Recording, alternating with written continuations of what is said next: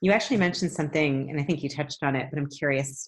You talked about this, a couple times about psychological safety. And I'm thinking for different listeners that are tuning in, whether it's they're curious, just how to create that with their kids or their family or their friends or community, or they're leading a meeting or a group. And what are some ways? I know that this could be a very long conversation. So kind of the high level. We do have a 4.5-day training. That's the best way to get the whole explanation. I know, that's true, which is badass. By the way, if anyone's thinking about it, there'll be information. It was a game changer for me. And I thought I'd learned a lot of this, and it was off the chart, Jon. Yeah.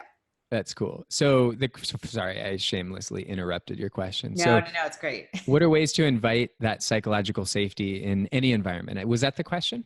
Yeah, I'm just thinking for people for takeaways, how can listening in, how can we start to do that? How can they do it, for themselves and with others around them? What are ways to invite that in? Yeah. So I think it all starts within ourselves, because I'll share in a second here some practical things we can do when we're in an interaction or a conversation. But at the end of the day, you've heard us teach this endlessly to our facilitators, is, we can teach you all the techniques and the strategy and the frameworks. I mean, we have layers upon layers upon layers of frameworks on how do you enable a whole system, 10, 100, 1,000 people to change their future, capture an opportunity. But none of those frameworks are worth anything if the facilitator themselves does not have a dramatic awareness of what's going on inside of themselves. Right? There's a great quote from somebody who we deeply admire, a gentleman named Bill O'Brien, who was the CEO of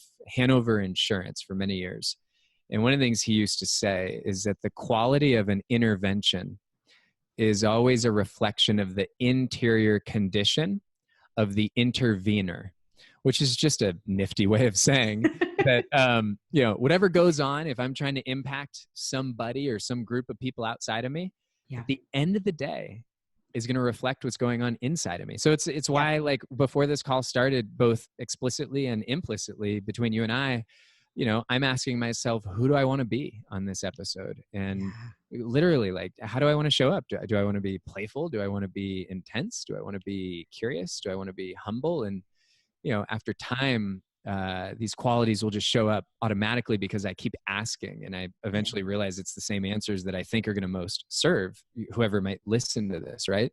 So it starts with that intention and really having a practice of getting clear on what's going on inside of us. And quick shout out to Juliana Ray and Unified Mindfulness.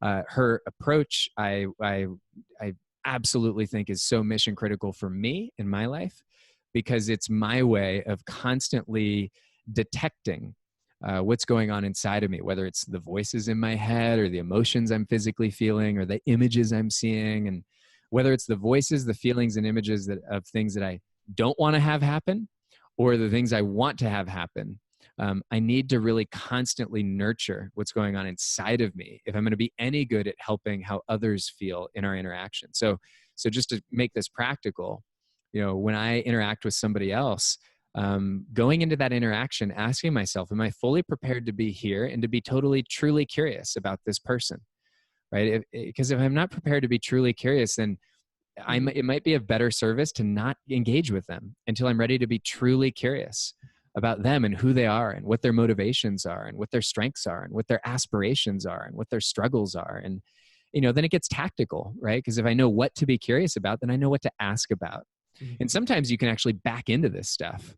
There's a heck of a lot of times where I'm talking to someone and I'm not as curious as I should be. The beautiful thing is if I know which question to ask, it'll actually get me to be curious, right? So it's hey, what are your strengths? What are your superpowers, right? Or what motivates you? That I might back myself into actually being curious. And then I think this whole thing of human connection, there's two sides to the same coin. And one of the mistakes that I've made in teaching this work, Julie, and you're a recipient of this mistake, and you'll get it as soon as I say it, is for the last, I don't know how many years, I've really emphasized strongly how important the questions are that we ask. And the piece that only in the last year, it was actually while I was out in Munich working with the autonomous driving division for BMW. And I was with our dear friend Mo McKenna. And Mo is just, she is the mentor of all mentors to me. Her and Jackie Stavros and Sherry Torres, and their book Conversations Worth Having, you know, they've been this incredible beacon of light that like is constantly reminding me of what matters in this work of unlocking group genius. And I'll never forget being out there with BMW. And one of the things that Mo reminded me of is that the questions are one thing, but the other side of the same coin is the listening. Yeah. And so we have to be prepared to be nowhere else with nobody else. You know, it's that Tolstoy poem, I think, it's that kid's book, and it's the three things, like, what is it that matters most? Well, it's, you know, it's whatever is in front of me right now. Who matters most? Whoever I'm talking about. And when is the most important time? It's right now. And I totally butchered that whole story, by the way. You got it, though, the gist. But the whole point is, yeah. It's like, it's one thing to ask a great question, but it's another to legitimately listen, right? And at large scales, part of what we do in an organization is we turn the entire organization into listeners simultaneously. So half the group is listening, half is answering a question, then we swap it around. We do these interviews. We'll have hundreds of people in a room, and they take turns interviewing each other. And here's why the listening piece is just as important as knowing what questions to ask. It's important because for two reasons. Number one is when we listen to, like, so you're listening to me right now. And as you listen to me, Julie, what you're doing for me, maybe in a way, and there's some incredible research as to how this happens and how important it is, especially out of University of Michigan. They've got an institute called the Positive Organizational Research Center, and I may have renamed it right there, but Kim Cameron and Jane Dutton have done incredible work. And their research falls into the category of research that too few people know about. There's not enough people that know about what they are discovering, and it needs to get out in the world. And one of the things that they have measured is something that, and I'm doing my best to paraphrase it here, but they call it a positive energizer, or in an organization, a positive energy network. And they have looked at the research and the data, and this all goes back to this idea of the heliotropic effect. Like we need to look at what gives life in a conversation or in a system. And one of the things that they've noticed is that what might be one of the most important determinants for giving responsibility, giving leadership, giving promotions is who is it that is a positive energizer to other people. It's a very interesting measure, and they have a lot of measurement around this. Well, one of the things that we've discovered through this work and looking at their research, Julie, is that one of the greatest ways for you to enable energy to generate from me, for this to become a regenerative conversation, the same way our planet needs regenerative practices, the climate in our conversations needs to be regenerative. Our leadership needs to be regenerative. And guess what? You telling me or us telling people what to do, that's not regenerative, right? That's command and control. It's 1.0. It's industrial. It's right. Treating us like a machine, not a living system. But by you listening to me, there might be no better way for you to enable me to come to life. I mean, look, you can't get me to shut up, right? So I love it. Like, this is Alana Pratt orgasmic conversation right here for me. Yeah, we're giving birth to many planets right now. So that's part one to this whole thing. How long is it going to take me to explain part two? No, part two is a lot simpler. Part two is the gift that you get. Yeah. And here's the thing. If somebody were to ask us, like, what's been one of the most important discoveries in this work, and we haven't even talked about purpose yet, and the importance of transcendent purpose, that's probably at the top, and I'd love to touch on that. Yeah. But right up there next to it is the empirical data that has absolutely, beyond a shadow of a doubt, proven that one of the most important qualities that we need to bring into our individual and collective conversations is a legitimate sense of curiosity. The kind of curiosity that comes from true humility, not pretend curiosity, right? We all know what pretend curiosity, especially when we're in a debate, right? Like, none of this shit matters when we're having a playful, enjoyable conversation. When it matters is when we're getting real shit done and there's tension. Yeah. Which, by the way, there should be tension all the time in any relationship, right? Because on the other side of that is going to be something important. And oftentimes in that tension, what happens is you don't like what I'm saying. And so I interpret that as you don't like me. Right. I mean, we've never done this, Julie, but we've seen other people do this, right? Right. And so, like, I had this with my wife last week. We were arguing about something and I found myself defending myself 10 minutes in. And right around 10 minutes, I realized I completely do not agree with my own position, but I can't go back on it. Right? Like, because I've been digging in for 10 minutes, right? And so, but we do this all the time. And so the problem is we're so good at being polite and playing nice. Yeah. We can actually look like we're having a dialogue. But what's really happening is I'd call this like overlapping monologues, right? It's like we're pretending, but we're not really there. So what's the alternative? The alternative is, can we show up truly curious about the other person, about their motivations and where they're coming from and what's going on with them and what their superpowers are, and on and on and on and on, right? And so when we are truly curious, not only do you help me to come alive, but here's the other part of the equation that I think is it's one of the biggest discoveries for me in this work. And that is that when we turn a group of people, or if any person does this, into deep listeners, and we love doing it at scale, but we can do it one-to-one. Yeah. It not only energizes me, but it's one of the fastest ways for you to allow your own ego to dissolve. When you ask a question and you sit there listening, it might be one of the fastest ways for your ego to dissolve, because it's really hard to listen to another human being and to be eye to eye without being able to not only see outside of our own perspective, but through the eyes and the heart of another. And that, to me, is the purest form of dissolving the ego. Can I truly see something through the eyes and the heart of another person? And two people authentically asking and listening, we've learned, is one of the fastest, most natural ways to do that. Wow. So listen, people, be good listeners. So, hey, listen up. It's worth it. Well, I'm remembering what we talked about in the beginning, and even in your bio, this aspect, it's a pretty big claim that this is going to add to the healing of the world. And I just, for me, made this connection as you were speaking. There's so many, I'm like trying to rein myself in. I have a lot of thoughts to reflect back to you, but for those listening in, hope you're still with us listening. I have found, first of all, what you're saying to be so true. And this deep listening, I've seen it both personally and with groups and teams that I've worked with.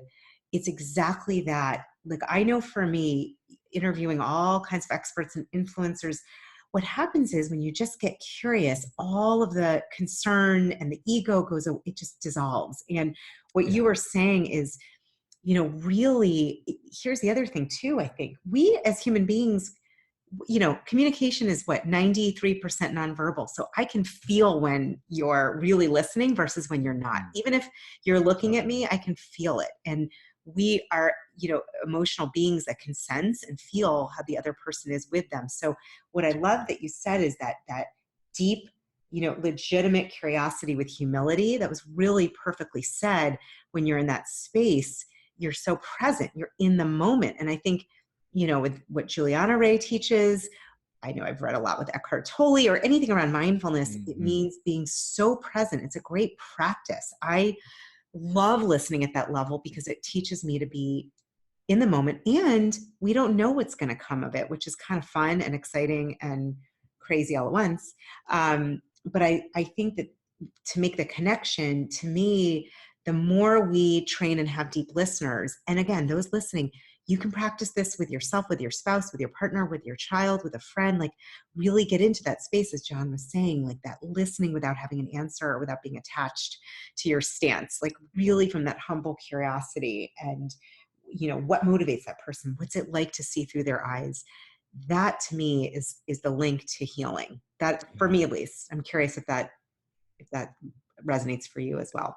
Yeah, well, there's so much to what you just shared that I feel is so important. And so when we talk about healing and we talk about listening, a good friend of mine, Ben Hardy, he's working on a book right now. I don't know if we're allowed to mention the title of it, but I wish I could, because it's an amazing title. Yeah. I should text him right now. But one of the things that in his last book, Willpower Doesn't Work, is a beautiful book. But he was at our offices a few weeks ago, and we were talking about this. And one of the things he was sharing with us is that, we all have trauma in our lives. And sometimes we think of trauma through this lens of it's this big dramatic thing that happens. And certainly that is the case for many or all of us. But Ben talks about how really we all experience trauma every day. These little micro mini traumas, just like the daily stresses literally are an example of a trauma. Yeah. And one of the things he talks about is that trauma and I'm going to do my best to get this, but I think he says, trauma is not what happens to us. It's what happens inside of us in the absence of an empathetic witness. Yes. And so Ben was here to kind of study our work because he led his first mastermind group. Actually, Adair Cates, one of our top facilitators, went to lead his event for him. And they were both here at our headquarters, and we're engineering and designing his mastermind event.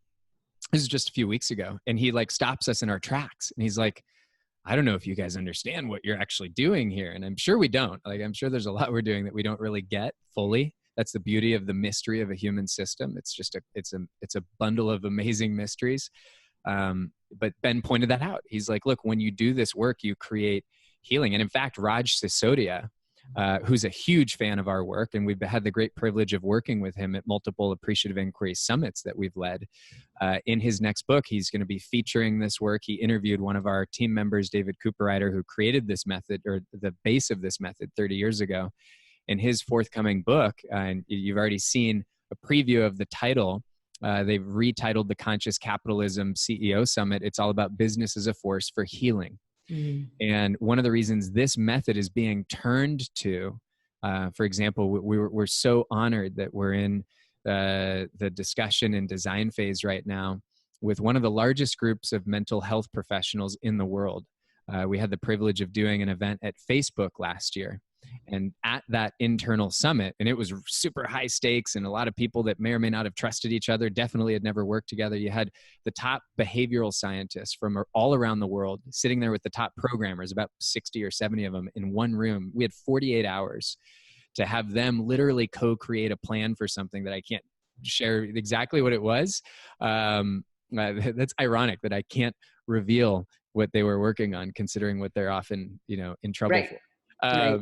But what I can tell you is one of the folks in the room was Dr. Dan Reidenberg, who's the executive director. He may have even been one of the founders of save.org, which is considered, I don't know if it's the think tank or one of the top think tanks in the world around suicide prevention. I definitely know he's been looked to as really a leading thought. When you're Facebook, you can get anybody in the room for these types of things. And Dan pulled us aside after the first day, and he shared with us an article that he had written for the whole industry.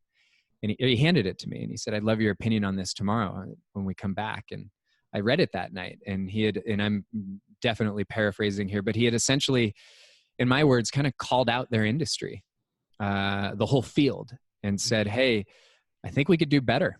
Right. And I don't think that surprises people to hear me say that when we're talking about suicide prevention. And he called us after that summit, and he was very generous, and he saw what happened. And he essentially said he had never seen a group of people that quickly go from, potentially toxic to thriving and co-creating a future together with so much at stake. When your customer base is half the planet, it feels like a lot is at stake, right? And he then invited us to begin talking about and designing potentially a summit where we might be able to help several hundred of the top mental health professionals, and this could happen next year, to co-create together a solution for such a high purpose task. And I share that with you, Julie, because you asked about healing, and it's an honor to do this work in spaces where healing is needed. And it's a fascinating dynamic that at the same time, the work itself creates healing for those that are doing the work. In fact, we just had published a research study with Michelle McQuaid out of Australia and her research team at the Change Lab. And Michelle and her podcast, by the way, it's on positive psychology, and at the moment I've lost the name of it. I think it's Making Positive Psychology Work at Work or something like that, but we should link to her work. We did a study with her on enabling groups of people to successfully lead change, and the relationship between that and well-being. And one of the most important discoveries of that study that we found is that on one hand, the conversations that we have in any group hold within it, in a sense, the DNA of the group, right? Like if you think about culture, like there's a DNA of that culture. The DNA lies inside the conversations. And the big discovery was not that. We already kind of felt that. The big discovery was that what we learned, and this was some of the best research David Cooperrider had said he had found on this topic that's been done to date. We had hired, Michelle had brought in Dr. Peggy Kern, who's one of the top well-being researchers in the world, also out of Australia. And what we noticed is that simultaneously, the very thing that enables us to shift the DNA of a group of people, when done right, is actually also changing the DNA of the people themselves. Which is another way of saying when a group of people come together to shape their future or change their culture or multiply the wisdom of the group, we have to know that there are now methods available that not only do all that, but they simultaneously lift the well-being of the people having those conversations. And when I saw that, it was one of those like moments in my career that I knew I would always look back and go, this is one of the most important things for us to be aware of, right? That are the very way that we're trying to create change needs to itself be creating changes in us individually. And a lot of what's needed is healing, right? So this conversation might be all about strategy. This conversation might be about how do we transform the learning across a group of entrepreneurs? But it has to be done where simultaneously we are healing as individuals and collectively. I think it's important. So important. Wow. You guys listening in, I'm definitely going to need to interview you, Jon, like 5 more times. Cause there's like, should we take an intermission or my brain is I'm mind mapping. If you could see this, I have the craziest mind map. That's really good. I like that. Yeah. It's all over the place. Like, well, we're touching upon, the aspect of healing. Before we begin to land the plane and wrap up this session, at least, let's pick an airport first. I think we should go to Bali. Leave in Bali. Can I say something about that? Yeah. We're going to Bali. You know this, right? No. Oh, so Sarah, Nally, and Steve and forgive me, Sarah and Steve, because I always just call you Sarah and Steve, and I can't remember if I pronounce your last names correctly. They have a leadership summit so they called us a couple months ago. Okay. I had the honor of leading that whole community through co-creating a set of, can you hear me? It says unstable. Yeah, you're good. You're stable again. Was that personal? Was that a personal attack? We're back with you with Bali. So I met Steve at a Mastermind Talks event. Jason Gaynard went through our training and certification and had us come lead a shared visioning and values exercise last year at their annual retreat with 200 really amazing entrepreneurs. And Steve was in the audience and he called us afterwards and he said, hey, look, we have a leadership summit where we want to literally invite 100 really innovative leaders from all around the world down to Bali, which I've never been there. I don't even know where it is. It sounds great. And they specialize in putting on these incredible retreats at these amazing islands. Literally, they had a business, I think, called Island in a Box, or they might still have it. Wow. And he said, hey, we want to merge your work with our retreat. And so it is the highest honor and privilege to be able to say that we're going to be going down to lead this newly emerging community. And the whole purpose of their summit is about, it's about enabling leaders to evolve in the highest ways that the world are asking for it. And we're going to be leading that group in not only their own individual evolution, but their collective evolution as an emerging community. So that should be fun. And I don't have the dates in front of me, but we'll find them and link up to them. I think it's end of October, like October 31st through the 1st. If somebody searches Wonder and Wander, the Evolve Summit, we'll be in Bali. So sorry, you said Bali and I couldn't. Yeah. I'd like to we'll talk later. I'm like, I want to help or go or something. Yeah. If any of your listeners want to go and they let us know, I can hook up with them and they can be part of our co-facilitator team. So nice. Wander and Wander. I love that. That's great. So Bali, I just picked that out, but perfect. There you go. I interrupted you. I think you were going somewhere else and then I hijacked. No, we're so co-creating that I knew Bali was part of, that's what happens, right? We're just masterminding, which is a fancy way of saying we're just being psychic together. That's what happens. We're contagious. That's good. Where do we go next? Well, I think 2 things. Before we wrap, I do want to give people some information about Leaf and what that's about and how to find you and if they're interested in doing the certification and the experience, which is just one of the best programs I've ever done. And I Thank you for also, that. That's good. yeah, no, really. Why don't we go there before we wrap up? Because I want Sure. people to have a sense about it. It's a phenomenal program. Yeah, sure. You know, what's funny is we're in the middle of like totally ramping up all of our stuff. And in the meantime, it's like, here's my home address. You know, here's my fax machine number. That's what it feels like. But literally, here's an email address that goes right to me. It's hello at lead, the word lead, two, the number two, and then the word flourish.com. And if anybody actually gets this far into the episode, we pray for you and we thank you and we acknowledge the amount of time that you had today to get this far. It's incredible. You've either completely arrived or you needed a real good distraction. So Gold star for you. yeah, gold stars if you and maybe this is a 6-part episode by now, but so yeah, hello at lead, the number two, the word flourish. And if someone sends us a note, we've got some really cool resources that we'll send to them. In fact, that research report, it's like 47 pages. It's very fancy looking. We'll send that. It's got a lot of color. It's very nicely designed. We will send a copy of your book chapter. We have I was on a podcast interview with JP Sears, and somebody on our team converted it to like the top 20 lessons on unlocking group wisdom. And it's just this PDF. We'll send you that. Probably send you a bunch of other stuff too. But if someone wants, if they want to stay in the loop, just shoot us a note. And we have a process for consultants and coaches and leaders. And it's typically folks that are influencers of communities or companies that are already pretty established.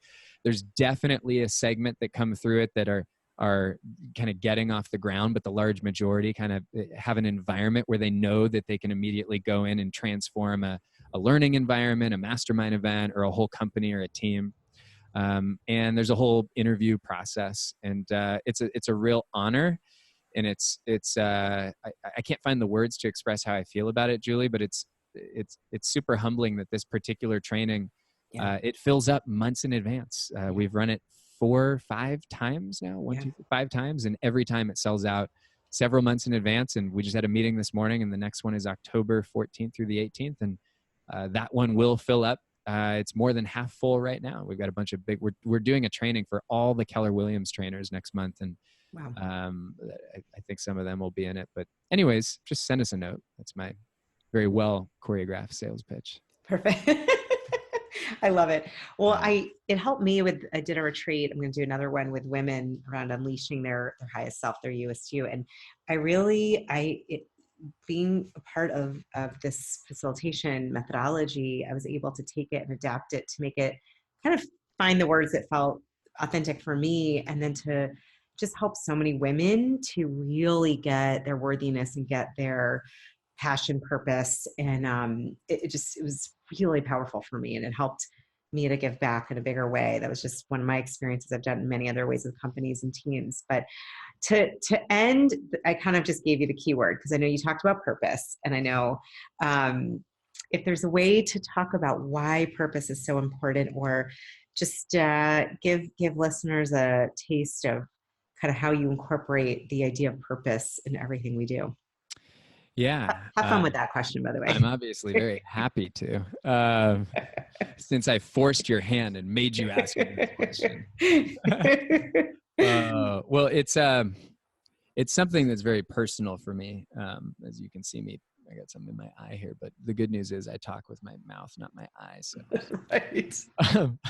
You guys got to watch the YouTube to watch what just happened, but it's all good. Oh my God. My 5-year-old does this thing, Kai, where like for fun, he like gouges his eye with his finger and he thinks it's so cool to sorry.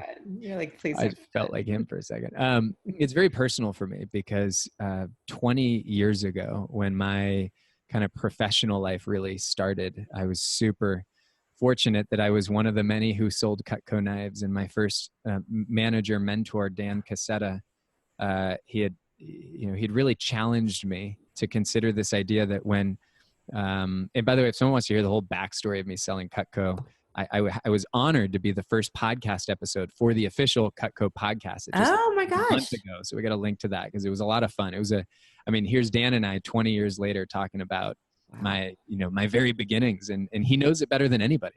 Wow. Dan was on here about 3 weeks ago. Yeah. I saw that. So Yeah. I think I knew that. I don't think I saw that. Somebody posted something. So anyways, Dan very early on introduced me to this idea that when when the why is strong enough, the how will reveal itself. You know, I was 17 years old and I took out a piece of paper and I wrote down all the reasons why I wanted to be successful. And I'm not going to sit here and say that was the reason why, but I did really well with that company. I was the number one new rep in the whole company that year. I was the number one rep overall the next year, and went on to do some really cool things. I had great mentorship and I was willing to work my ass off, and I loved learning. But the thing that really stuck with me for so many years was that lesson that if I have reasons. Now, the interesting thing, we talked about trauma and healing earlier. Right. You know, it took me almost 20 years to get the clarity I have today on why I did so well. And one of the reasons why is, yes, I was a passionate learner and I was willing to work really hard. And these things are, I think, are kind of prerequisites to do well at anything. But the thing that I didn't realize until I was actually on somebody's podcast, Dove Barron, I think, and he said to me before the show, he said, you know, we all end up doing whatever we do in our lives to figure out how to heal some part of our soul. And I remember hearing that, and it was the first time it had ever clicked why I did so well. And the reason I did so well, Julie, is because at that time in my life where I stumbled into that opportunity was actually a time where I was feeling and had felt more pain than I had ever felt. And it was in high school. And I'm not going to get into the story, but you can go listen to me talk a little bit about it with Dan. But the bottom line was, through a combination of circumstances, that was a super, super painful time in my life. Like to the extent where during school, I would hide in the library every day during lunch. Like that's kind of crazy, right? Yeah. And it's not, that's more than just being introverted. That's like being afraid of the world. Yeah. And how is it that I go from literally hiding in the library to the top salesperson in a company of tens of thousands of people overnight? It's because the degree at which I felt pain, I wanted to get away from that pain. And part of what allowed me to get away from that was that pain became a source of purpose. Wow. And so the first thing I wanted to say about purpose is, I think for each of us individually, I think one of the most important questions for us to constantly ask ourselves, and in a second here, I'm going to finish by talking about how does this apply for a group of people, a shared purpose, which that anybody who's been a part of a winning team or an organization, you know it's important, but it's not always easy to figure out how to create it. And I'll share how to create it, at least from our perspective. But back to being an individual, I think we all have to be reminded of the Bricklayer Story. And forgive me if you've told this before on this show, but you know, and everyone's heard some version of this. We walk up to the three bricklayers and we ask them all the same question, the purpose question. Why are you doing what you're doing? And they're all doing the same work, working side by side, but they give different answers. The first one says, well, I'm here because I got to pay the bills, which, by the way, if that's anybody's answer to why they're doing what they're doing, it's fair, right? It's a fair answer. We're not going to debate these. The second person doing the same work, asks the same question, gives a different answer, which is interesting. And they say, well, I'm here because we're building a wall and that's what I do for a living, right? So it's interesting because all of a sudden it's a different motivation. And then, as you know, the story goes, the third bricklayer, completely different answer. And when you hear the third answer, I think one of the most important reminders that we need to give ourselves is that whenever we ask this question, why do I do what I do? Why am I doing what I'm doing? Why am I listening to this show right now? Right? So the third bricklayer says, well, I'm here because I'm building a cathedral to connect people to their highest creator. And you think about that little parable, and I think there's so much unlocked in that little parable there that we miss. Yeah. The first thing is, in that moment, when we ask that question, why are we doing what we're doing? We have to remember that in a way, we have unconditional freedom over how we answer that question. So Julie, I actually think that the way a lot of people think about and unfortunately teach and talk about purpose, it actually sends people into a tailspin. They say, hey, you're going to find your purpose. Holy shit, that's a lot of pressure. Yeah. Are you kidding me? Like, is it under a rock? Am I going to get struck by lightning? Do I need divine intervention? And I don't want to discredit all those ways. I mean, that happens. But if that's what we're counting on and that's how we talk about it, as though it's a noun, and I've either found it or I know it or I don't, shit, that's scary. And I've seen just as many people feel like failures when we talk about it that way. Right. I think, and I'm a big fan of Aaron Hurst and his work. He is the leading research firm in the world on the topic of purpose. If anybody's out there teaching about purpose or they care about this, you got to go read his book, The Purpose Economy. You got to look at the research that his company just published called the State of the U.S. Workforce, the first ever purpose index. I mean, they're measuring this stuff and they're bringing this into huge companies. And what I've learned from Aaron is that the way we often talk about and think about purpose is really in some ways misguided. Yeah. So the idea that it has to be a noun, right? Like my purpose is, I'm a bricklayer. No. You're all bricklayers. Purpose could be a verb. How am I purposing myself right now? See, one bricklayer said, I'm purposing myself by saying I do this to pay the bills. Yeah, there's a completely different answer. Yeah. Right. So instead of thinking of purpose as this thing that we find as though it's not already there, let's maybe just a small tweak and think of it as it's something that I craft, that I design, that I architect, that I create every single time I ask the question. And so let me just instead say, I'm going to build the muscle of asking again and again and again, why am I here right now? Why is this next podcast conversation important to me? Right. And in every moment, every conversation, every situation, on every scale, I should just keep asking that question. And I might settle in on an answer that I love and play with that one for a while. But I got to remember it's proactive, and it's not about a cause either, right? It's not about purpose. Isn't something we find by giving money to charity or helping some mission or injustice. Doing that could give us a sense of purpose, but ultimately it's how we proactively define our answer to why we're doing what we're doing. Now, I'm going to give an alternative ending to this story, and then I'm going to start to land the plane, if that's okay. So the alternative ending is the first bricklayer speaks up and says, hey, John, Julie, hold on, back the tape up. John, I don't fully agree with what you just said. And I say to that, well, what do you mean? The first bricklayer says, well, I get your point, but I didn't actually have the freedom to give the answer that the third one did. And I say, what do you mean? And the first bricklayer says, well, look, here's the truth. The third bricklayer said, I'm here to build a cathedral. I like that answer a lot better than mine. I had just never heard that answer before.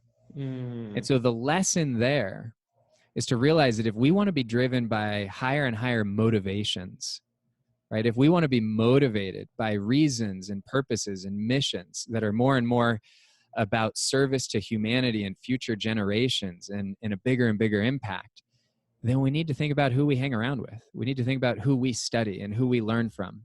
Because our motivations eventually become aligned with the motivations of those that we spend time around. And so for me, it's been a big lesson to realize that we do have the freedom to answer that how we want, but it's also limited. And it's limited by the limitations of our language, right? Because our words create our worlds, and our lives are limited by the language that we have access to. So if somebody really wants to transform what's motivating them, study people that are motivated by the highest, most transcendent, powerful reasons, the kinds of motivations that just cause you to feel energetically better about why you would do what you're doing. Right. And if you want to get more clear on this, go take the Barrett Values Index. It'll tell you real quickly what kind of motivations are driving you. I think it's still free. But I think that's really important. And Julia, this has all been about individuals thus far. So just one quick comment about shared purpose. The first time I ever stumbled into how important this was, it was one of the first clients I had ever worked with. It was a medical device company. And I was very insecure as a consultant on the drive in.